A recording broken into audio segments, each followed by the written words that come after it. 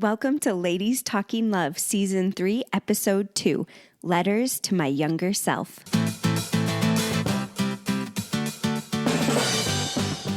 It's Ladies Talking Love, a community of women uncovering more joy and fulfillment in sex, as we learn from experts and amazing women like you.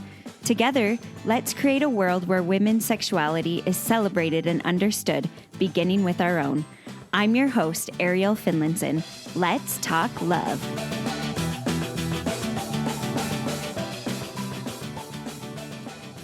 Hi, friends. I am just still feeling so excited to be back podcasting and doing things that I enjoy and feeling more like myself, except now I feel like I'm moving more into the part of pregnancy where I'm starting to really feel the physical effects, maybe a little heartburn and just discomfort, but it just feels so good to be back, getting to chat with people and getting to podcast and hopefully bring really good information to you. This episode was a tender one for me to record. I got to interview a colleague of mine who's also studying at Utah State University. And in this episode, we get to talk about her book. And the format of this book is just so unique and beautiful. She is a therapist, and so she writes letters to her younger self, talking about things that she wished she would have understood or known about sexuality. And it really just hit a chord with me. I could relate to so many things that she brought up in the book, so many topics, so many struggles around shame and just not being educated about female anatomy and sexuality.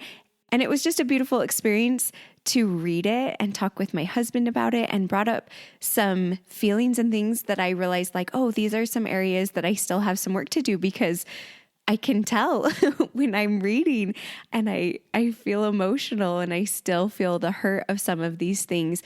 And so I hope that this episode will be really helpful. Her book is focused on her faith tradition, written to members of the Church of Jesus Christ of Latter-day Saints. But even if that's not your faith tradition, I think that you'll be able to relate to a lot of the topics that she talks about in her book. Bonnie Young is a marriage and family therapist, mother of two, and author of several academic articles on religion and mental health. She holds a bachelor's degree in history with an emphasis in LDS women's history and a master's degree in marriage and family therapy. Currently based in Logan, Utah, Bonnie specializes in treating clients with anxiety, religious OCD or scrupulosity, and sexual disorders. Bonnie is currently in her doctoral program at Utah State University, and her dissertation will focus on Latter-day Saint women's experience of power in marriage. Before jumping in, I just wanted to thank you for being here. Thanks for learning with me and exploring these topics that are often taboo to talk about. Thank you so much. If this podcast has been meaningful or helpful for you, I would really appreciate if you could go and leave a review. That helps other people find the podcast and just know what it's all about. So without further ado, let's talk love.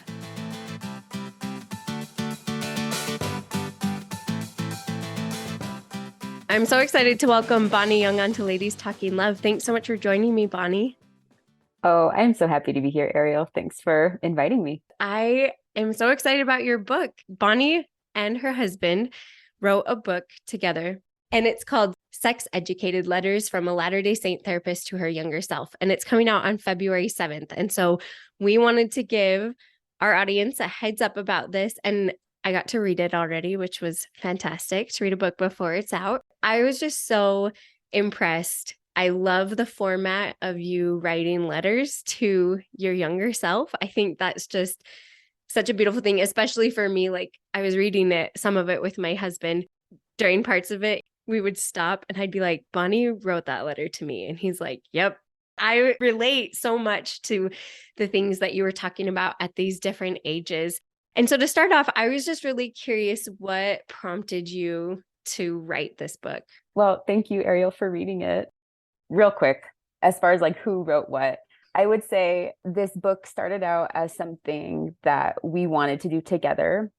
And we got to a certain point where we realized that there needed to be a book for women, and I wanted to write it to women. And so at that point, I kind of took over as lead writer, and Sam Sam's my husband. Sam decided to be in the editorial position. And I'm so glad that you felt like it was written to you. And my hope is that every woman who reads this can have that experience of feeling like there's something in it that can connect. Because I think a lot of struggles that I've had sexually, one of the roots of those struggles has been feeling like I'm the only one, or I'm just really weird for having this struggle, or something's really wrong with me. And I think as women, having like a sense of community and connection to other people is just so healing. I think for all people, but I don't know, especially for women, I think. We need it. And especially around sexuality, because Yeah. like you talk about in the book, there's just so much that works against women. Mm-hmm.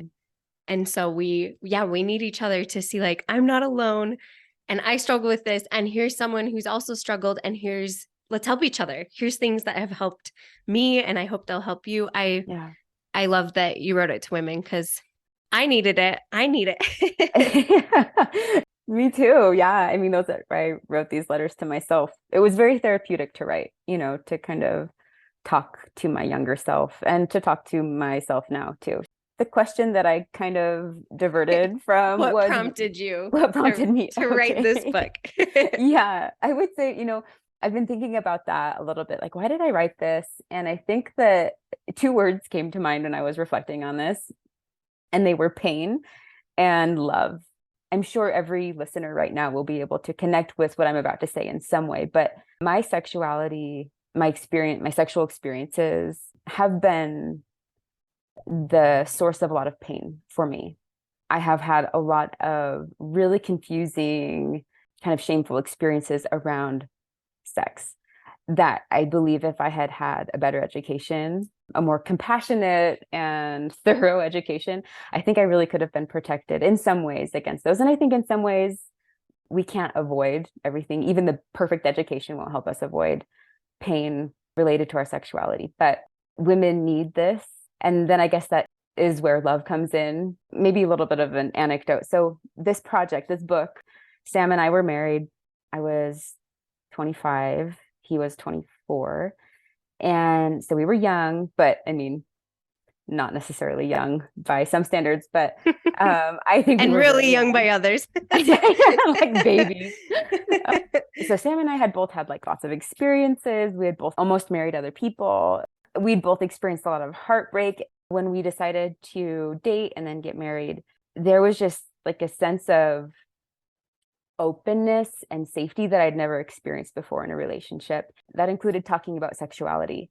It kind of surprised me, especially considering how much shame and fear I had felt around sexuality in the past. It surprised me how open I could be about sex with him before we were married, and then also as we were married. And we like read books together. I mean, we were not ignorant by any means. I felt like we were pretty informed. There was just like a beautiful relationship of safety around it as well. Like nothing was off limits to talk about.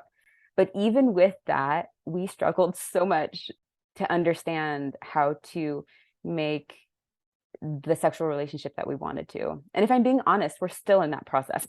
Like, we all are. We've not arrived. But especially at the beginning, Sam and I would just look at each other and be like, why is this so hard? Can we help create something that could help other couples? That's what this was born out of, was, a desire to help avoid hiccups that everyone will face, but maybe to make that transition a little bit smoother into a sexual relationship. And you said you were pretty well educated about sexuality. I'm assuming, correct me if I'm wrong, like about anatomy, about female pleasure. I mean, yes, but I don't know. So I've actually been thinking about this. I read. I was studying like the end of my undergraduate, beginning of my master's program. So doing a lot of research around sexuality too, because that's what I focused on during that time. I don't know, I thought I understood. It's the kind of understanding that maybe I just hadn't had enough experiences to really understand and apply what I was reading. And maybe that's just going to come with maturity. Sometimes I don't think that we can learn ahead of where we are, like emotionally or relationally. And experiences teach as well. Yeah, totally. But I also think that one big thing that I saw really hurt me was that I understood sex from a male perspective, because that's who I was hearing from. Mhm. I mean, even like in my classes at university, in the books that I was reading, sex was very much talked about from a male point of view. And that's in some part what I'm hoping to combat in this book. Yeah, which I so appreciate because the books that I knew about before I got married were written by men or kind of in a male perspective. And I didn't read as much. I would say I was not super well educated when I got married. But what would you say then made the shift for you? Even though you had this basis of understanding in your relationship and a really open communication with a supportive partner, which is huge. What made the shift for you to start to create what you wanted? And of course, we're still on that journey because it shifts all the time. But you talked a little bit that maybe this is like the crux of the book. Yeah, I made some notes about this because like that's such a huge question. What has helped me make that shift, and what is currently helping me continue to shift? Because yeah, I'm so not there. But I made a little list. Can I go down the list? Yes. I love this. So I think one of the first things is coming into myself as a woman. And I don't know if I said that in a way that's easily understandable, but just appreciating being a woman. I would say like becoming a feminist, celebrating my womanhood and my femininity. I think becoming a mother really was a central part of that. Holy Hannah, it's like my body is amazing. I'm blown away by the power of my body. I think that there's some power here that I haven't tapped into. Yeah. And knowing that sexuality is a huge part of procreation, but knowing that our sexuality is not just for the purposes of procreation, even though that is incredible, I would say it's taken me some time to come to believe that God wants me to enjoy pleasure. Mm-hmm. So I was actually remembering there was a time when I was really struggling with my sexuality. This is like as I'm writing the book, right? So again, not arrived, but met with a therapist. And I remember in one of our sessions, talking about pleasure and talking about kind of this gut reaction of like feeling automatically guilty about feeling pleasure. That's not something that God wanted or was like appropriate. And I remember her asking, well, how do you think God feels about you feeling pleasure in other areas of your life? Eating something that's really delicious or like watching a sunset. And her asking me that question kind of reframed it for me. Like, oh, my sexuality, yes, it's important, but it's also just another aspect of this human experience. And so I would say, that was just one little anecdote. I am making this slow shift towards really embracing this part of me and this part of life. When you were talking about motherhood and how amazing your body is, I think that that's a huge part of coming into your sexuality, to see your body as good and to see all the parts of your body as good, especially the sexual parts. And for me, pregnancy, especially my probably first pregnancy, maybe into some of the other ones as well, but for sure my first, it was almost like a competition between me and whoever else in the world there was to like get back. I hate that, but I'm saying it because that's how I felt at the time, to like get back to fit into my clothes I had pre-pregnancy, after birth. And instead of seeing my body in this light that you described, it was almost like a fight to keep my body from changing. And I've really tried to shift my view. You talk a little bit about it in the book. What do you call them? Tiger stripes? My tiger stripes. Yeah. My stretch marks. Your stretch marks. And I've really tried to shift this view to think about my body gets to be a testament to myself and also to others if they knew me previously and have seen how my body's changed, that I've lived life. I get to show that in my body, and I want to be grateful for that with my body instead of trying to punish her or change her. And I really like this part. It's in letter 3, which is one that we're going to talk about a little bit today. But I really like how in our theology, Bonnie and I are the same religious background. And I've talked a little bit about this on another episode in the podcast, but Heavenly Mother is a really special part of our theology for me. And you're right, Bonnie, your body was created in the image of your Heavenly Mother. Each part of you was created to reflect her. This means every part, including your breasts, hips, vulva, and vagina. She is good and whole and holy. As you go through puberty and become a woman, you are developing in a way to become even more like her. It will take practice and discipline to use your body in the way that she does. Your sexual parts and capacities are a reflection of hers. And I just really liked that, especially thinking about a Heavenly Mother. The beauty of our bodies is that we get to change. Just recently, being pregnant, my body has been changing a lot. And just thinking about over the course of our marriage, my body compared to Kyle's, his has not really changed at all. And mine has changed so many times. Yeah. And I remember making a comment to someone on the phone about, like, oh my goodness, my breasts have gotten so much bigger. Like, I don't have any bras that fit. And them making this comment of like, oh, I bet Kyle likes that. And after the phone call, Kyle had heard it and he was like, who is it to say that I like that? Why do we put this label on what type of body? And he just expressed to me that he loves to experience my body and all of the changes and that it gets to change. Mm. And I just thought that was a really good thing for me to hear, because body image has been a big issue in my life. And to be able to think about our Heavenly Mother and being created like her, and that the tiger stripes, you talk of like, this is a path I get to show I've lived, and that my spouse gets to be part of all of the changes, which is the beauty of a relationship. That really resonates with me. I forget what part of the book it is, but I address aging a bit in one of my letters. And one of the things I point out is how sex will and should change over our life course, and especially as women with all of the changes that we experience. One of the lines that is like sticking out to me right now is that, like, as we mature, couples have an opportunity to come into a style of lovemaking that is less focused on performance or maybe what's traditionally understood as eroticism, and more focused on intimacy.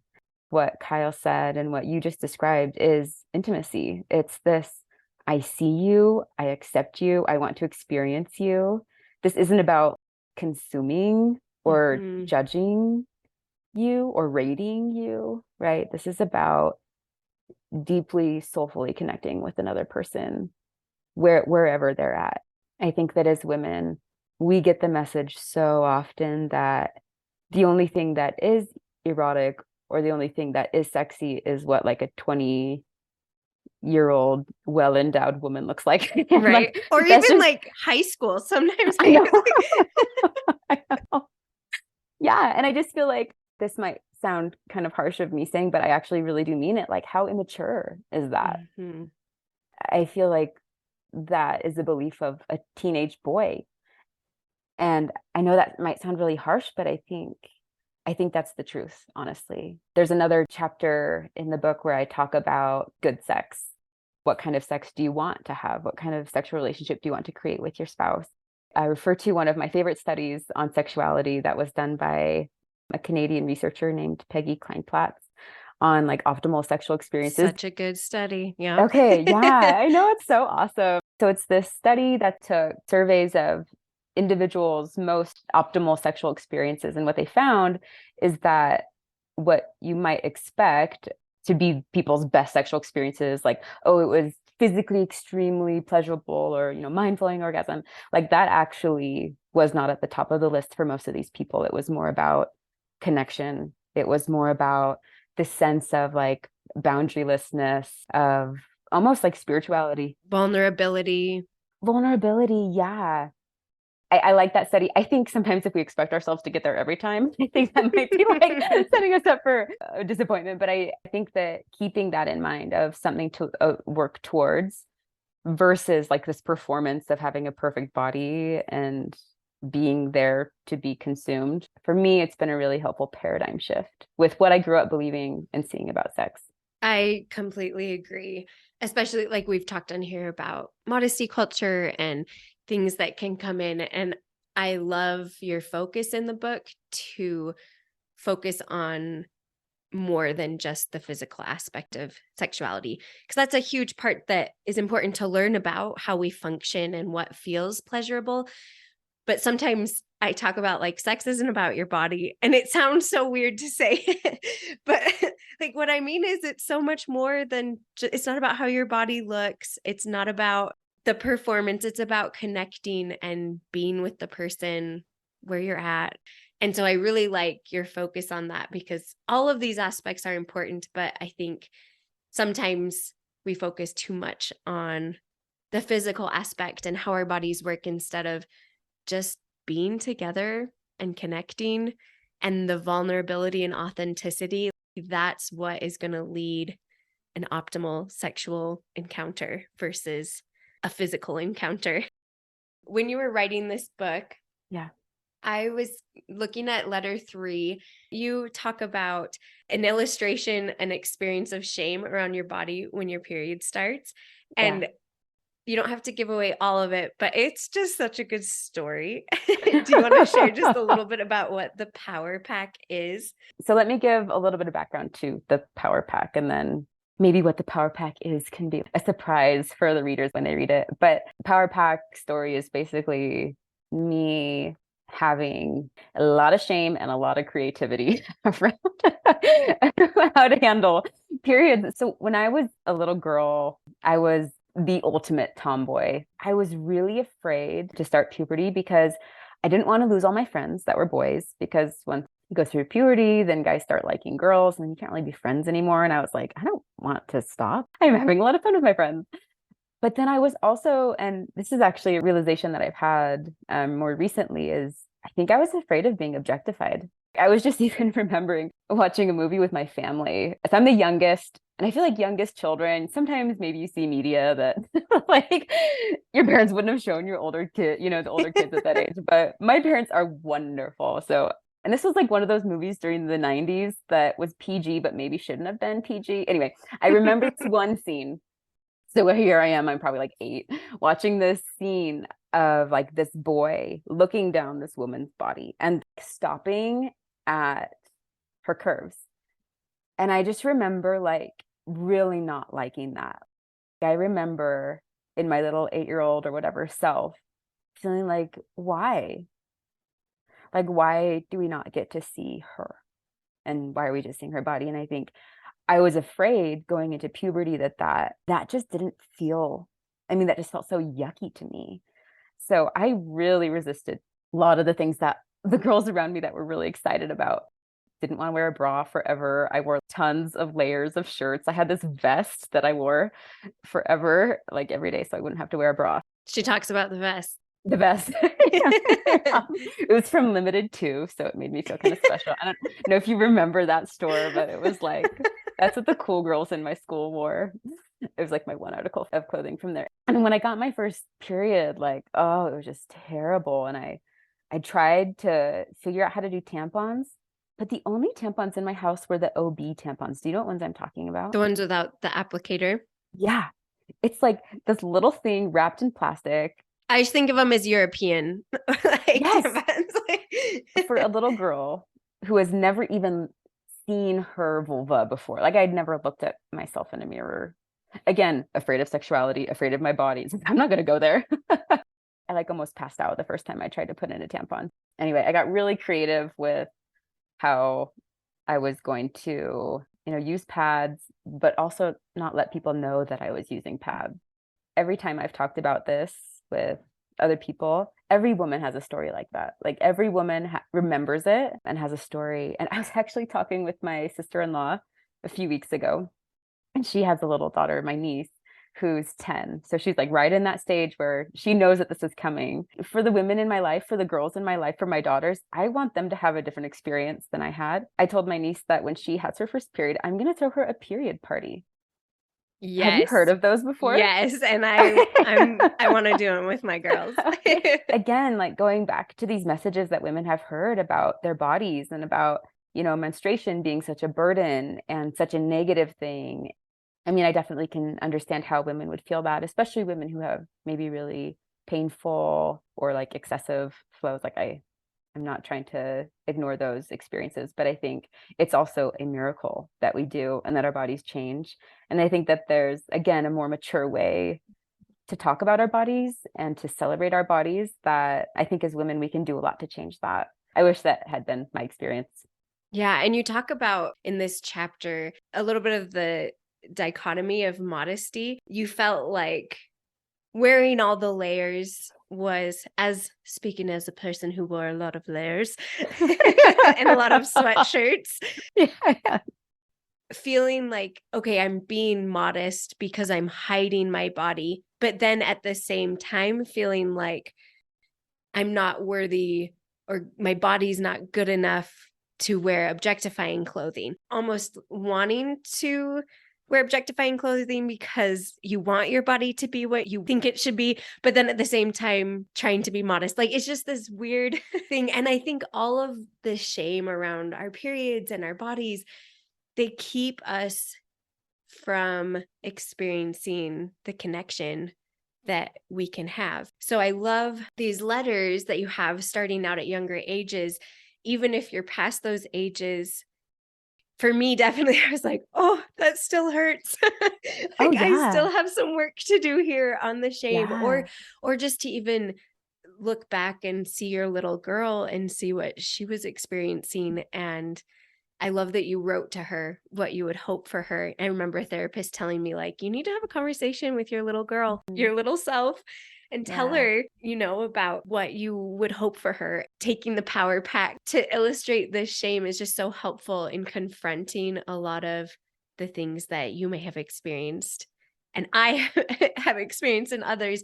Listening, as you read, you're going to be able to maybe notice this twinge of like, oh, that's really uncomfortable. And I think that's a good sign, like, oh, we have a little bit of work to do here, which I definitely felt reading your book. There were parts I was like, oh, that hurts. Yeah, me too. Oh, it's so good. Letter 8. I wanted to focus a little bit on letter 8. Yeah. I love the title of this letter saying, what kind of sex do you want? Because at least for me, as a woman going into a sexual relationship in my marriage, I don't think I even thought about that question because I didn't even consider sex to be about me, really. It was just something that I knew apparently guys liked, and I think I had a hope it would be fine and I would enjoy it. And I kind of made a mental note, like I'm going to, so that I keep my husband happy. But I didn't ever really think about sex as being something that would enhance me as a person and enhance my relationship with my spouse. And so I love just the power of that title. And in this letter, you cover some of the harmful beliefs that are commonly accepted as truth. As you studied and worked with individuals as a therapist and as you were writing this book, what would you hope for women to have? Like, what type of sex would you hope for them to have when they think about what kind of sex do they want? Yeah. I love that question. Some of the things that I'll say now will connect back to what we talked about with like the optimal sexual experiences, that study that was mentioned. So I think first and foremost, prioritizing connection. So I actually haven't thought about this in forever. This just popped in my head right now. So I have this friend that I went to grad school with, and she got married when she was almost 30, I think. And she got married a few months before I did. I'm actually really grateful with how open she was with me about this. She was like, yeah, on our wedding night, penetration was totally off the table. We made a goal for our wedding night just to like explore each other's bodies without having to do the marital act. And that is in quotes, air quotes, because again, like this male perspective of sex that is what sex is. It's penetration. I think I tell that story just to highlight part of women prioritizing ourselves. In order to experience true connection, you have to show up. It can't just be about your spouse. that can feel really vulnerable, especially if you are afraid of knowing yourself or if there's some work to be done there. I think for some women, that's going to be like rewriting some of those beliefs about what counts as sex, what counts as good sex, what counts as a sexual experience. And then I also think finding space in this paradox. And the paradox is another one of the studies that I mentioned in the book, talked about that the women who experienced pleasure in their sexual experiences were women who prioritized their pleasure. Meaning these were women who orgasmed, and not that that's the only way that we can experience pleasure, but these women orgasmed because orgasm was important for them. They wanted to experience that. And so I think we have that truth, which is if we make ourselves a priority and keep our experience as central and just as important as our spouses. So there's that one truth. And then I think another truth that especially women experience is sometimes trying to make something happen in sex makes it not happen. Like sometimes the harder we try, the more anxious we get about it. And then anxiety and arousal and being present are arch nemesis. We have to find a way to balance those two things, which is prioritizing ourselves, but also not having pressure on ourselves to get anywhere. Mm-hmm. Once you find that magical spot, Ariel, I would love to know your insights. I haven't found it yet. It's like constantly fluctuating, being oriented towards that paradox and trying to, again, keep the focus on connection. I think for me, it's been really helpful to reframe how I view sex, like you were talking about, and something that I've thought a lot about, and research will never back this up. So this is I love belief, it. truth, according to Ariel Finlinson. But I really think that the way that sex is created for women, especially, it seems to take more effort and more time and more consistent like stimulation. I think that there's a purpose in that. And I've felt really frustrated over the years, especially as a religious person. I've been pretty frustrated with God at times. Like, why is this like this? Why is this so hard for women? And why is it so hard to figure this out? And for me, I've just come to really believe that innately in us as women, we have things that require a lot of us. If you have children, just the pregnancy and the birth and afterbirth, and if you decide to nurse or not decide to nurse, and the care of that infant is so overwhelming. And especially if you're the one who is nursing the baby, like that baby has to have you. And when you're pregnant, your partner can't carry that baby. And even before that, if you haven't had children, having periods monthly and just all of these things that are just innately on women. And then on top of that, I think some of it may be nature. Some of it, I think, is societal, teaching women to not think about themselves and serve others and be the primary caregivers. Just all of these things that are so demanding on women, and our belief in our worth and our belief in what we should do, that I really think that sex is a time to allow someone to serve us. We need that, and we have to get into that space. A lot of women would consider it selfish, but to get into a space where you can let yourself be served by someone just for the purpose of serving you and letting them do that. And I think to get to that place is really tricky because we've been taught not to. We've been taught that we should always be looking out for others. I think in sexuality, it's meant to be a space of service to women. And of course, we want our partner to feel fulfilled as well. But we as women have to be in a place where we allow our partner to love on us and to see us and focus on us. I just really think that sex is designed in that way because it almost forces women in an aspect of their lives to get to a place where they allow people to focus on them and to serve them in a way that is not thinking about others in that moment. And I know that sounds so selfish, but I really think that that's a huge part of sex and sexuality, to allow our spouse to focus on us completely.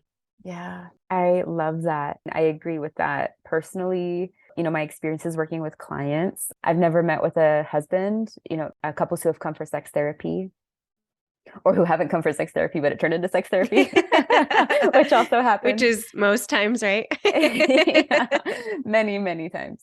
One of the messages I get most frequently from husbands is that pleasuring their wives, seeing their wives get to a place where they can let go, they can express, that is very connecting for them and very fulfilling for them. I don't think that that's something that's taught very often, like in the media or other places, which is really too bad. I don't think the media really should have a ton to do with our sex education, but if they are going to, they could at least include something like that. At least have something that's realistic. Yeah. Our spouses in a healthy relationship, they crave seeing us authentically. And for me, that's been a struggle. I think a lot of women probably struggle with that, allowing us to be seen, allowing yourself to be seen authentically, because so much of the messaging we get shows us who we're supposed to be, how we're supposed to look, how we're supposed to show up as a mom, as a employee, as all these things. But truly breaking those down to be yourself and be authentic is where the connection comes in and where your spouse really wants you to be. We have to be able to focus inward for that to happen, which can be hard. Yeah. It takes a lot. I think it takes a lot of courage to go to that spot. It's another little client anecdote just came to mind. I was meeting with a client once, this was years ago, and she was telling me about so this wasn't couples therapy, it was individual therapy. And she was telling me about one night when she came to her husband and she was like, listen, tonight's just going to be about me. And I remember one part of me being like, you go, girl. And then another part of me being like a little jealous. Like, I wish I was there. Like, I wish, tried not to make therapy about me, but did you go home and tell Sam? Yeah. Listen, but the thing is, I think if I did that every night, my husband probably wouldn't be thrilled. I mean, not that we make love every night. Okay. I think a husband would find that thrilling, actually, be able to do that for his wife. So just another little anecdote to go along with that idea. Which totally, I just think there's so many shifts in the way we've been taught, like so much that we believe or have been taught is that sex is for men and it's for us to serve them, especially I think as you get into marriage and have kids, a lot of women, we fall into that and we hear that even before getting married. Yeah. And in my belief system, I really think that like Satan tricks us with the opposite of what it really should be. And so flipping that to allowing someone to serve you as a woman. And of course, that doesn't mean we don't think about them ever during this, but like you have to be able to go inward. And if you ask your spouse, you might be surprised that how well they're able to focus on themselves and what they're feeling. I think it was Dr. Levitt was saying, I don't remember the study, but she just mentioned how men are just a lot better usually at being mindful on what they're feeling than women. And so it feels selfish. It can, but I think it's so important to learn to just focus on what you're feeling and being present, because that's probably what your spouse is doing and what they're wanting you to do. Yeah. There's a group of amazing professors down at BYU who came up with this concept of sexual wholeness, which is this idea that sex should be a multifaceted experience. And if we're missing an element of that experience, then it is fragmented, meaning that sex is physical, can be a physical experience. It can be a relational, an emotional, and a spiritual experience. And if we're missing any of those in an experience, then we're experiencing fragmentation, meaning we're not experiencing soulful sex. And I really like our doctrine that our body and our spirit make up our soul. And I think that's a really beautiful thing in our theology, is that we have a soul, and the complete soul isn't just our spirit, it's our body too. And what that says to me is bodies matter. It's like bodies really matter. I think sometimes, especially as women, we maybe tend toward spiritual fragmentation, which is maybe focusing on the spiritual aspects of sex while leaving the physical aspects of sex to the side. I think a lot of us do that because we grew up hearing or might believe that like our bodies, like sexual pleasure, sexual experiences, it's like carnal and bad and evil and devilish. And, like just like our bodies are this enemy. I know a lot of people who feel that way. And if we aren't purposeful and careful about maybe deconstructing those beliefs a little bit and really, in my opinion, coming to understand the truth about our bodies, which is that they are literally godly, we can tend towards spiritual fragmentation. It's my belief, and these professors at BYU, that the most peak sexual experiences, not that it's a competition, but the most fulfilling, there we go, that's a better word. The most fulfilling sexual experiences are when all of these elements are present. And how would you say you would explain that? Because it can be confusing. You're like, wait a minute, you were just talking about the physical aspect not being as important. Yeah. How do you look at sex in a way to understand the physical aspect, but not in the way we've been taught about the physical aspect? Because a lot of what we've seen is like the peak way that we look or should look and things like that. So what are you focusing on when you're talking about bringing in the physical aspect with the spiritual aspect? There's probably a lot of ways to think about this, but for me, it means being embodied, like being present in my body, noticing my body, noticing the sensations in my body, appreciating my body and the body of my spouse. I feel like I'm talking about this in a way that basically is like mindfulness, being mindful and present in my body. A lot of women that I worked with talk a lot about struggling with arousal, talk about not being in a sexual experience mentally, like they're thinking about, did I change the laundry? Who has, carpool duties tomorrow or whatever, right? Like a lot of times we've got this list that will take us out of sex. And what happens with that is not only are we gone emotionally, we're also gone physically. We're not tuning into what sensations am I having. And I think a really wonderful way to become more embodied during sex and also more like spiritually present is to tune into what is happening with my body. But I think if we go too far on the physical fragmentation, I think is focusing on that exclusively and only seeking after the physical pleasure rather than the connecting spiritual, soulful connection that we can have with a partner.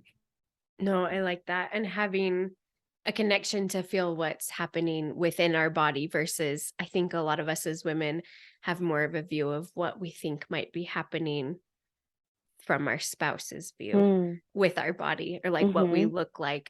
And so focusing within, but then also focusing on allowing connection and being present, because being present in our body allows the spiritual and emotional connection. Is that how you would sum it up? Totally. Yeah. This has been awesome, Bonnie. As we close up, I would just love for you to kind of sum up what your hopes for women and couples, even though this book is written for women. In the very beginning, it talks about how your hope that men will read it as well to understand women a little more and where they're coming from and to be their advocate.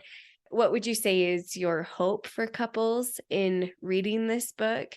And maybe a couple tips on how you might encourage them to start creating the kind of sex that you would hope they would have?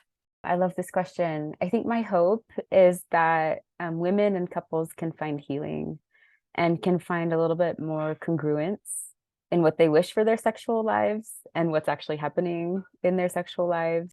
I hope that women can feel more confident, can feel more proud to be a woman, and that the women's experience in sex can start to find kind of a yin and a yang existence with a men's experience with sex. I don't know if I said that very well, but basically that, the male dominant view on what sex is can begin to shift to include both.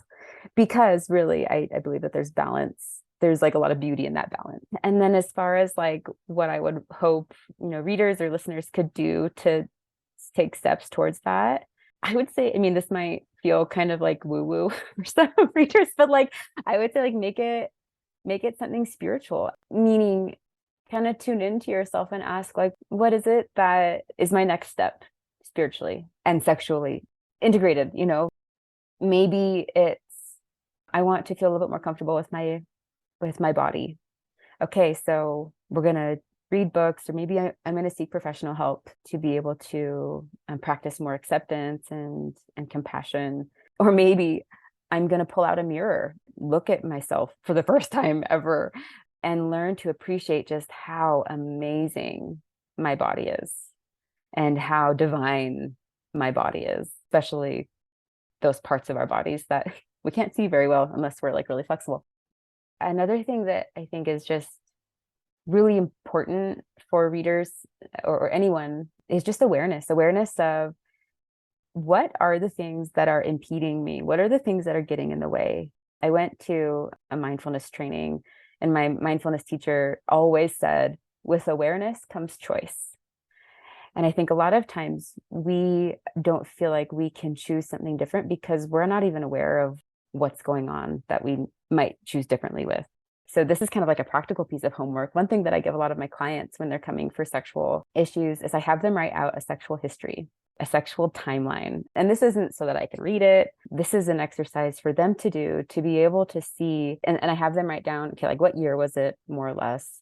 What happened? And then what were your takeaways from that experience, or what emotions did you have from that experience? Being able to do an exercise like that and seeing, whoa, okay, I'm seeing, shame, shame, shame, shame, shame, or I'm seeing fear, fear, fear, fear, or I'm seeing, whatever it is. I think being able to bring awareness to the experiences that we've had can open up opportunity for us to find healing in those areas, or choose action that can help us increase it if it was like a good experience, right? Like, oh, that was really helpful. Doing things to increase awareness in a compassionate way, right? This isn't, I'm doing this to prove to myself, how far I have to go. I mean, if a woman feels that way after reading my book, I would just want to give her a big hug and just let her know that she's so not alone. That's not my hope at all for women. I hope that it can really feel like a sense of a community and connection as readers read. But yeah, I would say just doing things to increase that compassionate awareness. I think that's such a good idea, because bringing the awareness to where we're struggling gives us a place to start. And I love what your mentor said, a place to choose. I love that you came at writing this book from your pain and your love. I've felt that. I hope that sharing my experience and educating will help women maybe stop the pain a little sooner and also heal from it sooner, hopefully prevent some. And also because, I want to help women. And I love that you shared that this is what you're hoping as well. Bonnie, where can people find you? A few places. Follow like updates on the book. They can find me on Instagram just at _Bonnie Young. My personal practice is called Bonnie Young Counseling, and the website is just bonnieyoungcounseling.com. And then my husband and I actually have another online clinic with amazing therapists. And so you can find us there at azurecounseling.com. So Azure, like the color, AZURE, counseling.com. Awesome. I'll link those in the show notes so you can find it. And I'll also link the book so that you can find it and pre-order it. This has been awesome. Thanks so much for joining me, Bonnie. Oh, thank you, Ariel. It's been so fun to chat with you. I hope that you enjoyed this episode and that it brought up some good discussion points for you and your partner to be able to kind of dig into maybe some of the things that are still negatively affecting your ability to be fully present in your sex life and relationship. And I really would encourage you to go check out Bonnie's book. It was really helpful to just read through and have those little things come up so I could talk about them and recognize, oh, there are still some things that I'm struggling with here.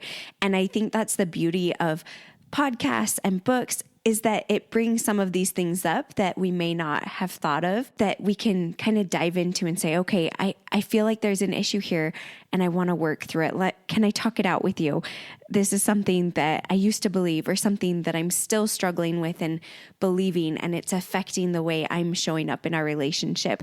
And I think that's just a beautiful way to start connecting on a deeper level, in kind of the way Bonnie was talking about, that our sexuality and our connection sexually is so much deeper than just our bodies and how they connect physically, but the emotional connection and the deep knowing and vulnerability that we can have. Thank you so much for joining me and being with me on this journey of learning together. I really appreciate all of you. And if you get a chance to leave a review on the podcast, I would so appreciate it, because it just really helps people find it and know that this is a place they can come to learn in a positive atmosphere.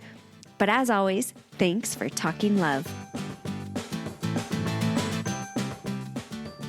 Thank you to all of you who listen and join me on this journey, and to our Ladies Talking Love team who make the podcast possible. Thanks to our sound wizard, Brett Hansey, our newsletter guru, Lauren Barton, and our miscellaneous task whiz, Jana Norman. As always, thanks for talking love.